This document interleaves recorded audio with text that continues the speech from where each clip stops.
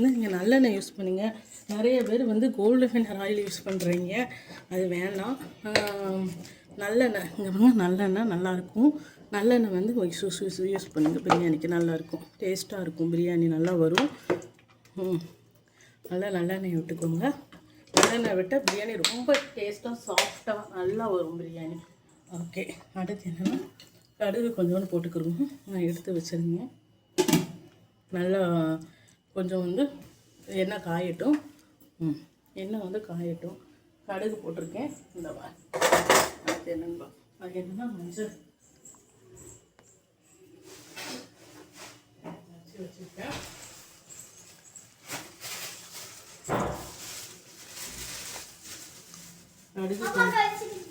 கடுகு காஞ்ச உடனே பிரியாணி இலை இல்லைன்னா எப்படி பிரியாணி இலை போட்டோம். பிரியாணி இலை போட்டால் பிறகு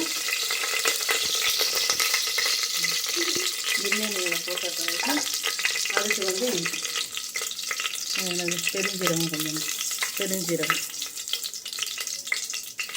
பெருஞ்சீரகம் கொஞ்சம் போட்டுக்கோங்க. போட்டு நல்லா கொதிச்சு வரும்போது கருவேப்பிலையை கொஞ்சம் கருவேப்பிலையை போட்டுக்கலாம். ஃபஸ்ட்டு கருவேப்பிலை எடுத்துட்டு நல்லா வதக்கிக்குங்க. வதக்கின பிறகு சின்ன வெங்காயம் போட்டுக்கலாம்.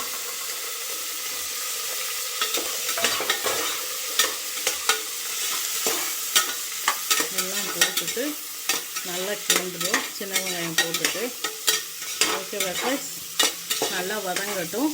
வதங்கின பிறகு தக்காளி போடணும்.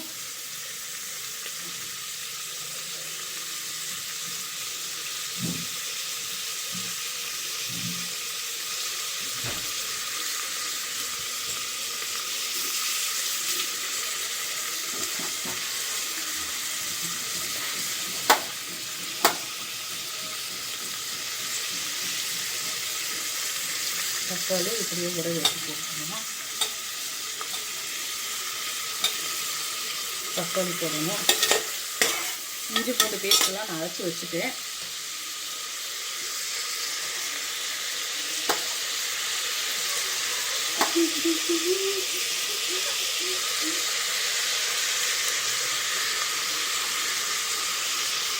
தக்காளி போடுறேன். தக்காளி போட்டு நல்லா கிண்டி விட்டுக்கணும். நல்லா கிண்டினா தான் நல்லா சாஃப்டாக இருக்கும். சில பேர் தயிர் சேர்ப்பாங்க, தயிர் சேர்க்கலாம், நல்லா சாஃப்டாக வரும். ஆனால் டெய்லி அப்படி சேர்க்குறவங்க வந்து அப்படி சேர்க்க வேண்டாம் பிரியாணிக்கு, அது கொஞ்சம் வயிறு வலிக்கு கொடுக்கும். அதனால் வாரத்துக்கு ஒரு முறை தயிர் நல்லா டேஸ்ட்டாக தான் கொடுக்கும். உங்களுக்கு தயிர் டேஸ்ட்டு கொடுக்கும்.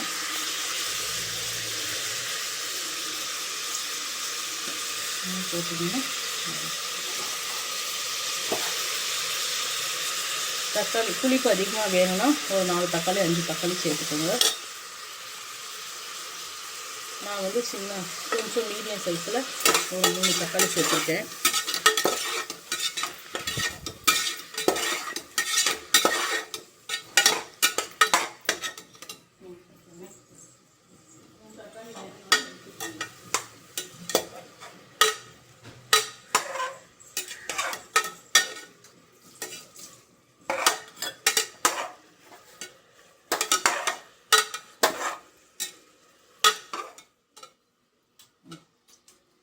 தக்காளி போட்டுட்டு தக்காளி போட்டுக்கோங்க. அடுத்து என்ன பண்ணணும்னா நல்லா வதங்கட்டும். லைட்டாக வதங்கினா போதும். நம்ம குக்கர் நல்லா இதாக இருக்கும். இஞ்சி பூண்டு பேஸ்ட்டு போட்டுக்கலாம். இஞ்சி பூண்டு பேஸ்ட்டு நான் அரைச்சி வச்சுருக்கேன். நீங்கள் பார்த்துக்கோங்க. இஞ்சி பூண்டு பேஸ்ட்டு வந்து போட்டுக்கலாம். இதோடு சேர்த்து நல்லா வதக்கிட்டிங்கன்னா நல்லாயிருக்கும். இஞ்சி பூண்டு பேஸ்ட்டு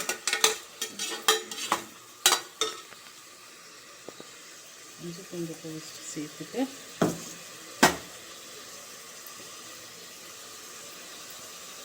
அது வீட்டில் தான் அரைச்சது இஞ்சி பூண்டு பேஸ்ட்டு. இங்கே பாருங்க, வீட்டில் தான் அரைச்சி வச்சுருக்கேன் இஞ்சி பூண்டு பேஸ்ட்டு. கடையிலலாம் வாங்க மாட்டேன், அது வந்து நம்மளுக்கு கெமிக்கல், அதனால் வீட்டிலே சேர்த்துக்கிறோம். நல்லா வதங்கிடுச்சு. வதங்கினதுக்கப்புறம் நம்ம பிரியாணி மசாலா போட்டுக்கணும்.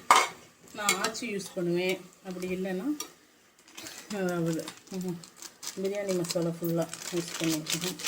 ஆச்சி நல்லாயிருக்கும், சக்தியும் நல்லாயிருக்கும். எது கிடைக்கிறோ அதை வாங்கி யூஸ் பண்ணிக்கிறோம், நல்லாயிருக்கும். நல்லா வதக்கிட்டோம்.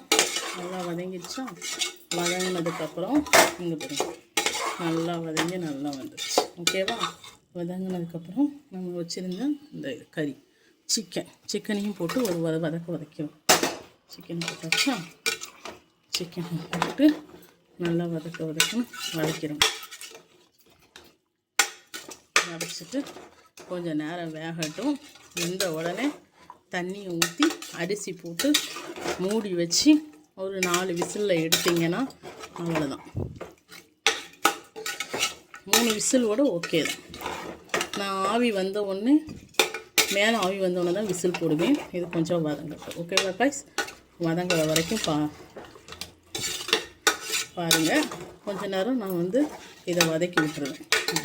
வதங்கட்டும். கொஞ்சம் சிக்கன் வந்து வதங்கட்டும். வதங்கின பிறகு அது வந்து நல்லாயிருக்கும். சிக்கன் கொஞ்சம் வெந்த பிறகு தான் கொஞ்சம் நல்லாயிருக்கும். அடுத்து தண்ணி ஊற்றி பண்ணோம்னா டேஸ்ட்டாக இருக்கும்.